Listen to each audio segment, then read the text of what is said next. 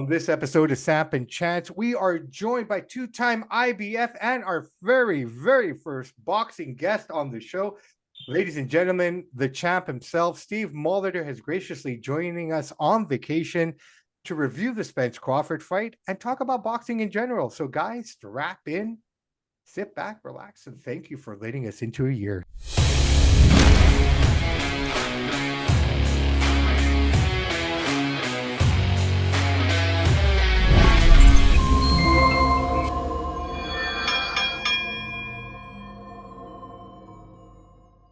Hey, everybody. Welcome back to another episode of Samp&Chance. I am your host, Bobby Sampson. Right beside me is my man with the master plan, Mr. Chance Michaels.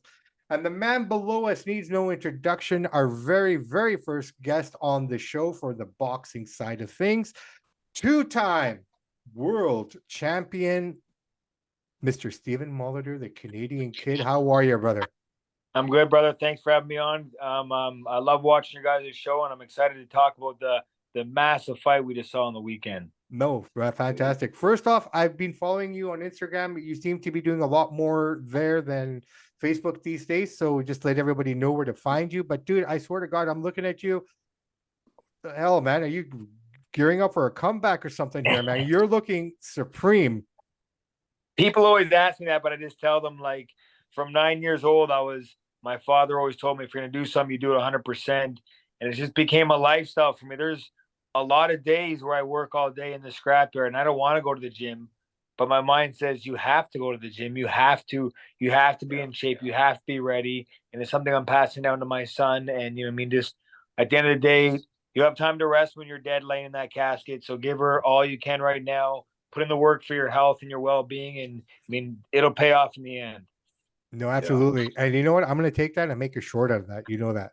That's motivational right there. You know, you're everything you're saying, I absolutely 100%.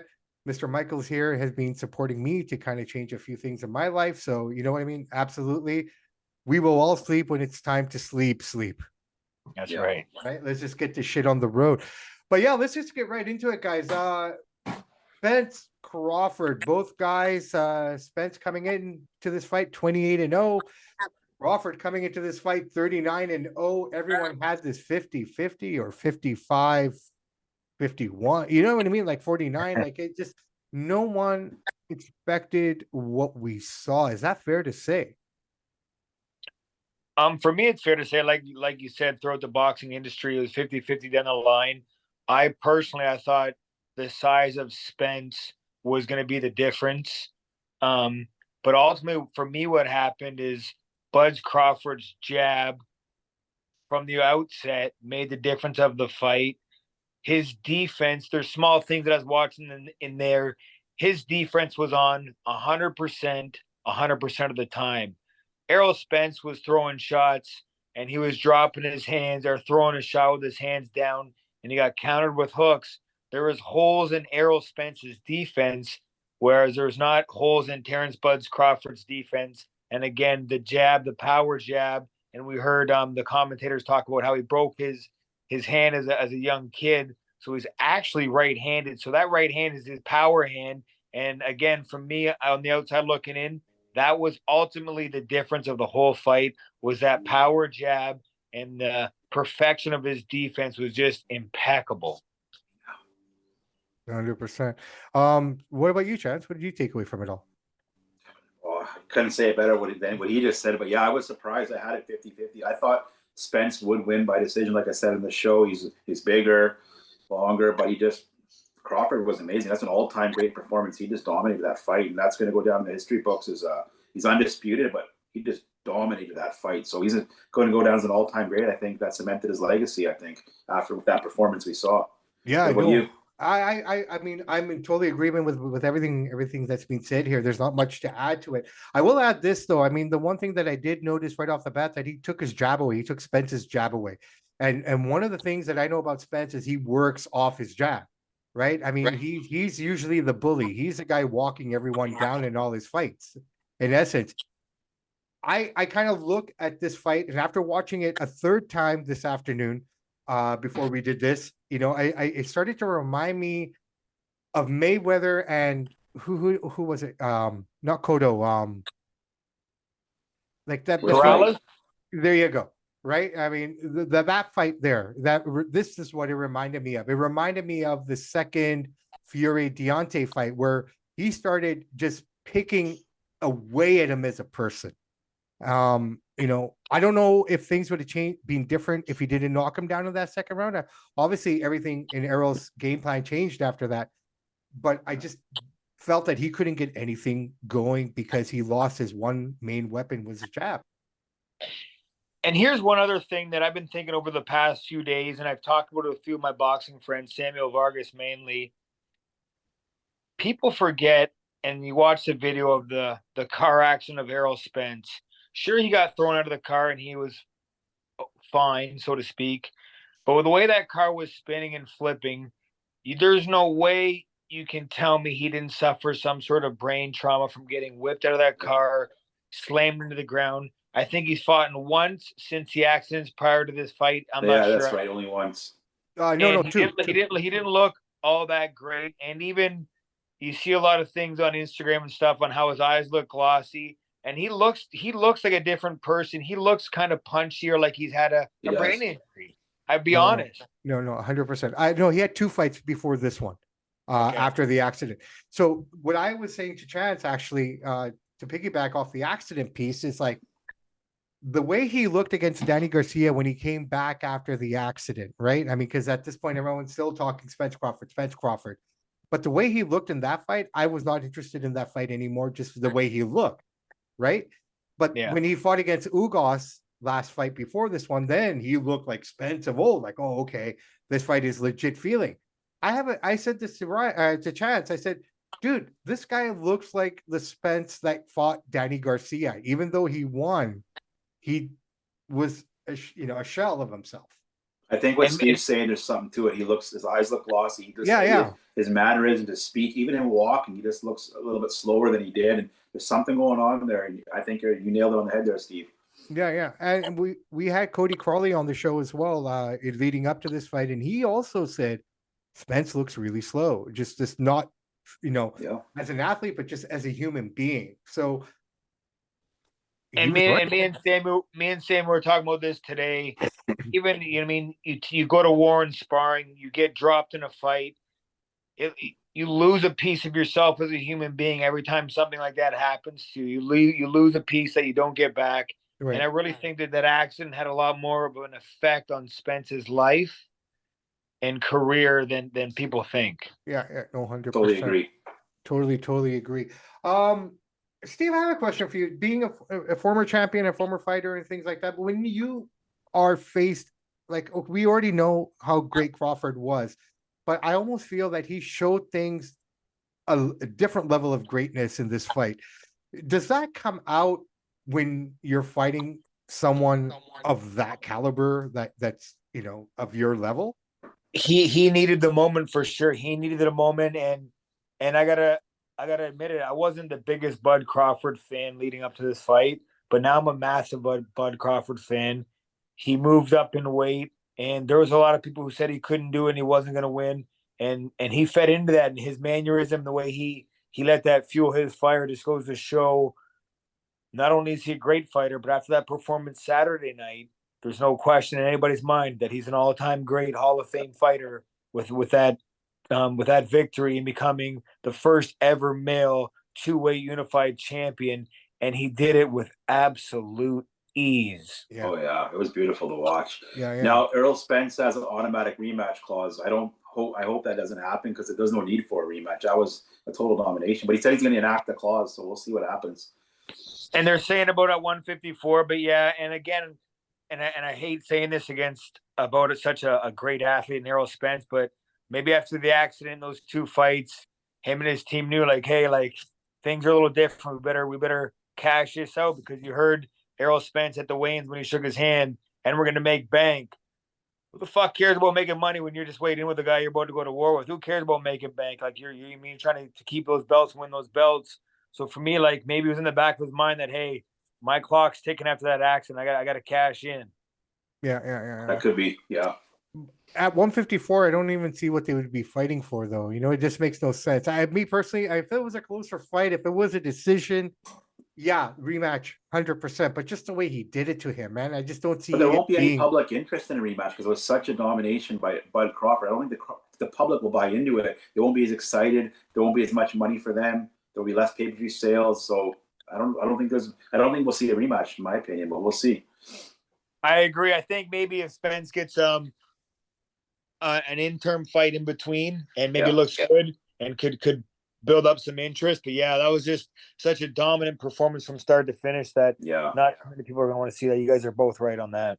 right. Yeah, no, I mean, I get it. It's in the clause and what have you, but I just don't see it being any different, man. I just don't. Like, I mean, 154, the only thing I could see being different is that it's easier weight cut for Errol, and that might give him a little bit more oomph and whatnot, you know, to kind of carry on.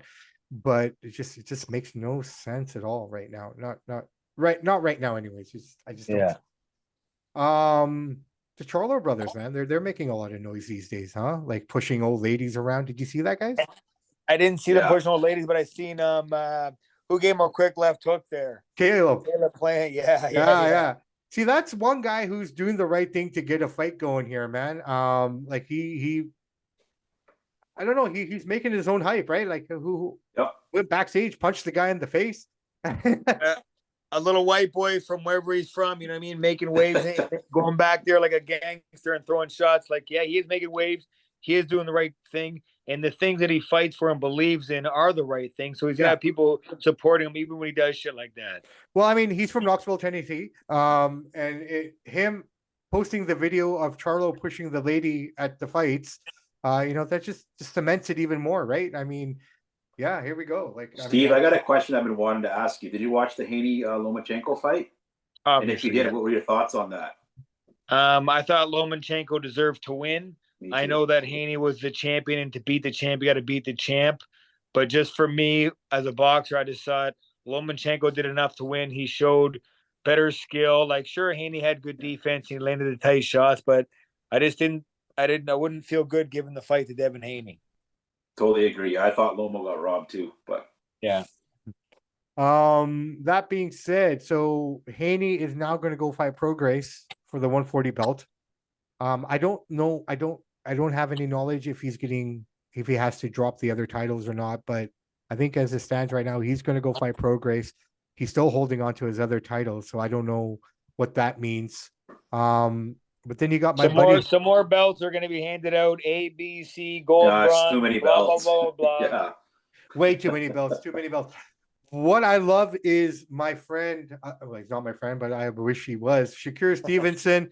This guy is fucking everywhere. Like every time I turn on the TV, every card that's on television, this dude shows up. He just pops out of nowhere. Like he was there, you know. Respect to George for trying to keep his name relevant and stuff, but I mean, the things he was saying to Shakur, he had no place saying, right? Like Shakur would destroy you, right? Like destroy. I think Shakur is, out of all of them, he's going to be the best. Yeah.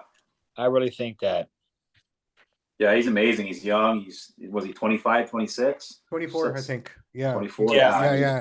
Well, I mean, he's with the right guy. Him and Bud are best buddies, and I mean, you know, I just feel that, you know, Chance has been saying it. Lomo and Shakur is probably the fight to make. I wasn't a massive Bud Crawford fan until this week, and I'll be honest, I don't think I've ever watched one of his full fights. I obviously watched his fight against an older, smaller Gamboa, but Jesus, he's good. That was amazing. Yeah, wow. Yeah. And you know what's really funny about this, if you think about it, Sean Porter and Brooke did better than Spence against Crawford. Crawford, yeah.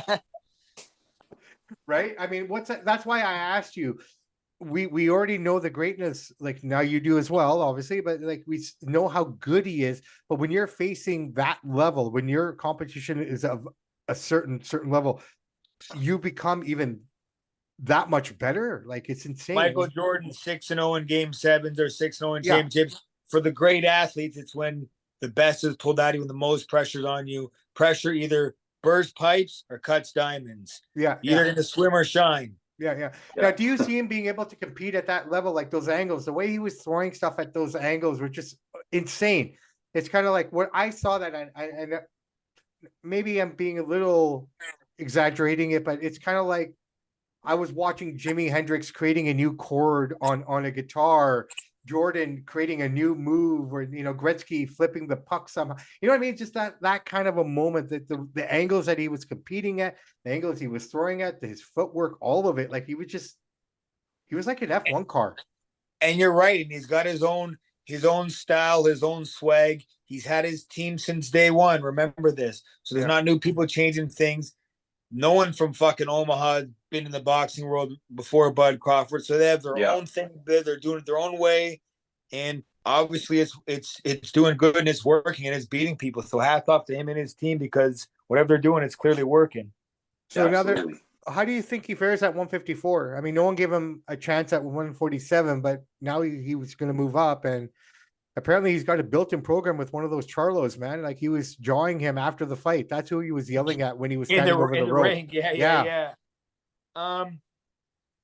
After this weekend, it's hard to go against Bud Crawford, but one thing is also a big factor is size. Size is a big thing, especially in this game, especially 7 pounds, which would now be 14 pounds if it goes up to 154, and that's just such a big thing.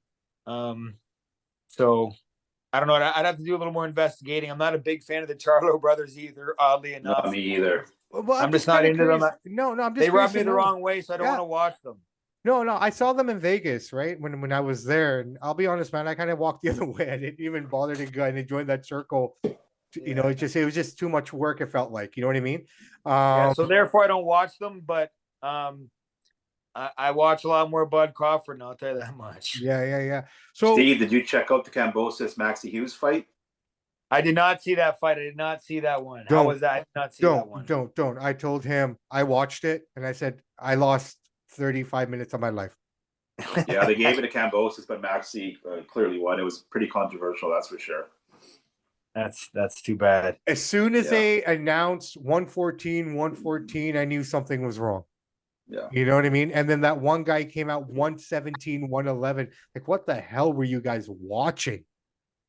If anything, the biggest problem in boxing is the politics of the judging. Yeah, absolutely. And you knew it was bad because Bradley was upset about it. He knew. You don't hold back. Him and Teddy Atlas don't hold back. No, they don't. No, they're great. It was good. All right, so we got some great fights coming up here. I thought maybe if you have the time, we could talk quickly about them and see what you guys think about them.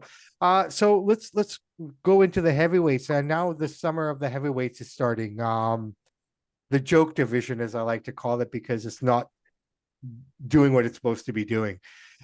Before that, let me ask you a question. Like, we talk about this all the time, and we believe, well, I believe, and I think Chance is with me on this as well, there's only two guys in boxing that have the mainstream name. One Canelo, the other Tyson Fury. Would you agree with that, or for like household names or boxing names? Household names. Yeah, Tyson Fury and Canelo. Obviously, I guess Manny's retired now, so yeah. So that being said, when you look at Tyson Fury, do you think he's hurting boxing? Because a lot of the mainstream people who aren't true boxing aficionados or anything like that, you know, they see him ducking and dodging and diving and not taking the fight, this and that, like that will turn people off to the sport, correct? So, I mean, do you almost feel like when you're at that mainstream level, you have an unwritten responsibility to promote and build the sport properly? I'm gonna go on a little rant here, fellas. Hear it. There was a time when Tyson Fury, when I was a world champion fighting at Casino Ram, he was over in England to train with Chris Johnson. Chris was training him for a fight or whatever. And he wasn't a millionaire. He didn't have all the flashy things and whatnot. He was sacrificing his life.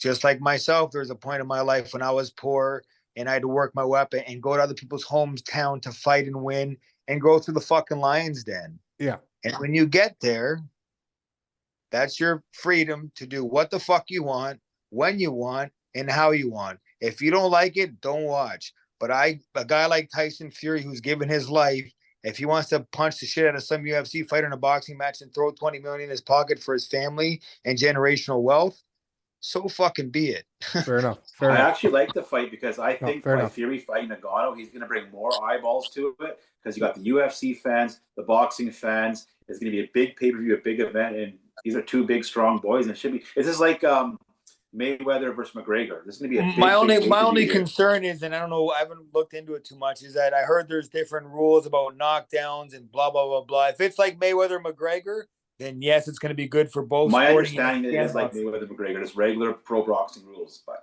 Then Yeah. then I'm all for it. What Yeah, about boxing rules but with MMA gloves? I'm all for it. Obviously, That'd be interesting. that'd be That'd be interesting. All right, so we got Better Beef coming up here in this month. No, the Better Beef fight's canceled. got It's postponed, canceled. not canceled. That is It got postponed. postponed. Yeah. Oh, it's postponed. Okay, do we know what to win? I think Yeah, it was a bone 3 injury week or or 4 something. week postponement. I think. Yeah. That might be interesting. Are you going to be there? Me, no. No. No. What if we I'll were go to to go out? Montreal. Why? I mean, I'm from Ontario. I got too much shit to do. Fair enough, man. Fair enough. To be fair, man, Montreal, I got to be honest, I love to party in that city. It's one of the best towns to be in. I don't care what anyone says, man. That's why I don't go there. Fair play, fair play. Well, I mean, it's a good fight. I mean, if it's for something good, maybe. Who knows? I think Joe Smith, is it Joe Smith, right? Yeah. Yeah. Callum think Smith, right? Yeah. I think Yeah. Joe Smith, like 3-4 years ago would have been different, Yeah. my So- opinion. So this is kind of a tune-up, and we hope to get Better Beef against Bivol at some point here, Yes. Yes. right? That's boxing. Usyk Dubois. Obviously we all know who Usyk is. I don't even know who is it not Daniel Dubois, is it? Yeah, Daniel Yes, it Dubois. is, Yeah. Which I Yes. find interesting because he's coming off a loss, right? I mean, and Yeah. to be rewarded with the title shot.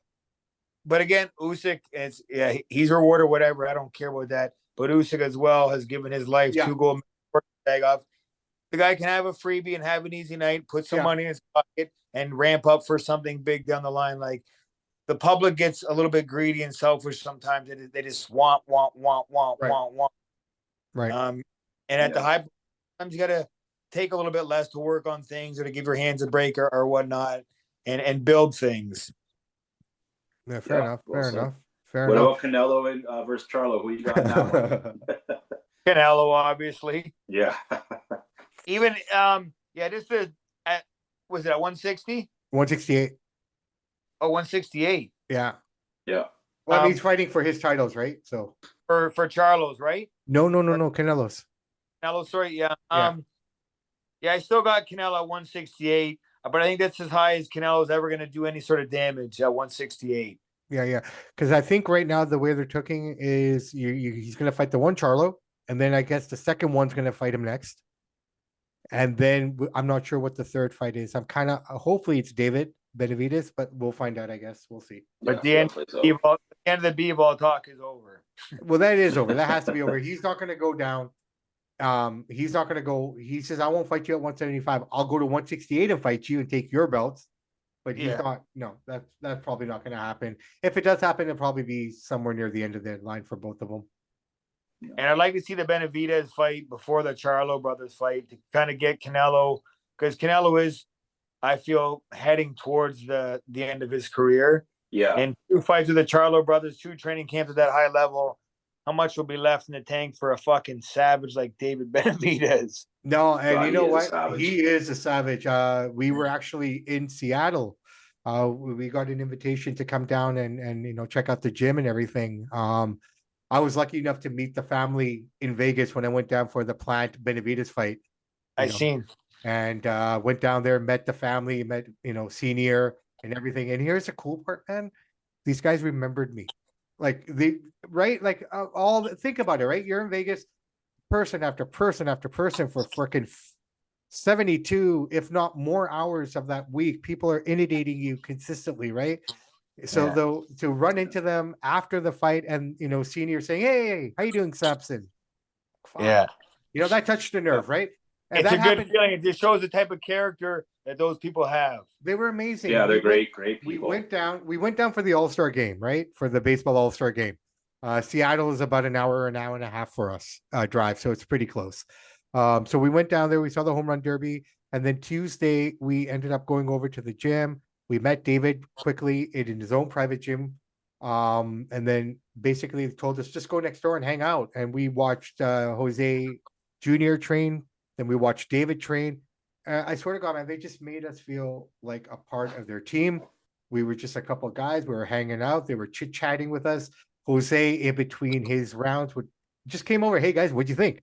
Right? Like you know, he doesn't even know who we are and things. And Ryan, what did Jose Senior do to you? Yeah, I gave me a shot in the gut. They're good people. They treated us first class. They were great. And that's the great thing about boxing. You find real good people, real humble and loyal people. Like, I mean, some sports, I mean, that are like prissy people who are stuck up people. Boxing just real, for the most part, just real good, genuine, down to earth people, solid. Thank you for bringing that up, because I find the boxing guys are way more loyal and down to earth than I find the wrestling guys. Not saying all wrestlers are like that, but my experience of doing this, the boxing guys are more loyal and down to earth and level headed than the wrestlers. Hands down. Like the WWE stuff? Yeah, that's right. Well, here's the thing. Like with us, I find that boxers, for the most part, you're part of PBC, Top Rank, or whatever your promotion is, but most of them are still independent contractors. So they're more willing to engage with you and talk to you and you know, want to promote. Whereas when you get into the big leagues of wrestling, those guys, you know, like Chance said, you know, it's just they're harder gets. You know, it's just it is what it is. So they're a little more standoffish though too. They are. You know, not like the boxer guys. For me, on the outside looking at it, I think it's because wrestling is a little bit more like Hollywood, like theatrical. Yes, that's right. Yes. Where boxing and UFC, it's your life. No, 100%, right? So, like, well you know, we're doing great on both fronts, but I gotta say, man, I think boxing will put food on the table. Ultimately. There we go, boys. I love it. Love it.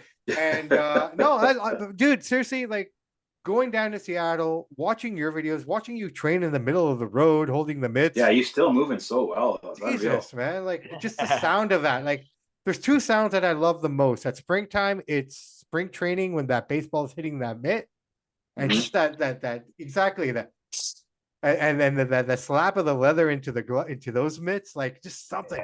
And then you've lived it, obviously, but just being down at David's gym and just hearing it. You know, like at the apron, at the closest point that you could possibly be, the only sounds are the people talking and the music that they're playing, but you feel the breeze and you feel the aura, that impact. The aura of greatness and manhood, it's like a drug to be around that. And I miss it and I love that was my whole life. That's what I love. But just the aura of real men fighting for their lives, being cool with each other. I mean, it's just something that you don't see. You don't see other sports. You don't see it anywhere. I'm telling you, we saw it firsthand. It was like we're sitting there, and he's like, "Ha!" Like, oh my God, this guy's just murdering somebody. And then he stops, and goes, "So, guys, what do you think about the show?" Like, what the fuck? Yeah. Oh my God. How do you just turn it off? It kind of reminds me of like I don't know, you know, Alicia Baumgartner.